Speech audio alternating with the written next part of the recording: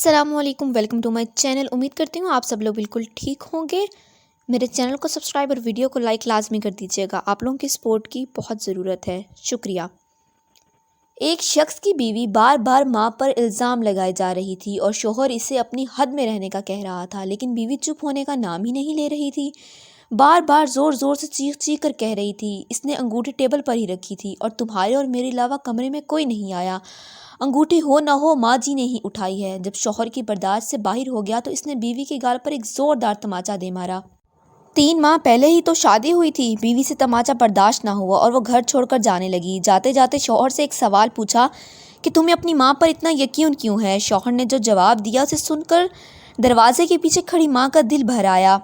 شوہر نے بیوی کو بتایا کہ جب میں چھوٹا تھا تو اس کے والد وفات پا گئے تھے اور ماں لوگوں کے گھروں میں جھاڑو پوچھا لگا کر جو کمائی کرتی تھی اس سے ایک وقت کا کھانا آتا تھا۔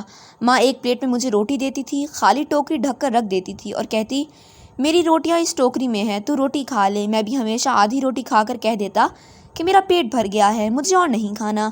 ماں نے مجھے میری جھوٹی آدھی روٹی کھا کر پالا پوسا ہے اور بڑا کیا ہے۔ آج میں 2 روٹی کمانے کے قابل ہو گیا ہوں، لیکن یہ کیسے بھول جاؤں کہ ماں نے عمر کے اس حصے میں اپنی خواہشات کو مارا ہے۔ وہ آج عمر کے اس حصے پر انگوٹھی کے پیچھے کیسے بھوکی ہو گئی، میں سوچ بھی نہیں سکتا۔ آپ تو 3 ماہ سے میرے ساتھ ہو، میں نے تو ماں کو گزشتہ 25 سالوں سے دیکھا ہے۔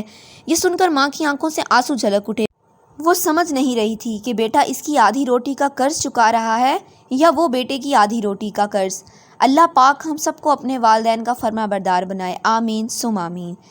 کہانی اچھی لگی ہو تو چینل کو سبسکرائب اور ویڈیو کو لائک لازمی کیجیے گا۔ کوئی غلطی کوتاہی ہو گئی ہو تو معذرت، اللہ آپ سب کا نگہبان۔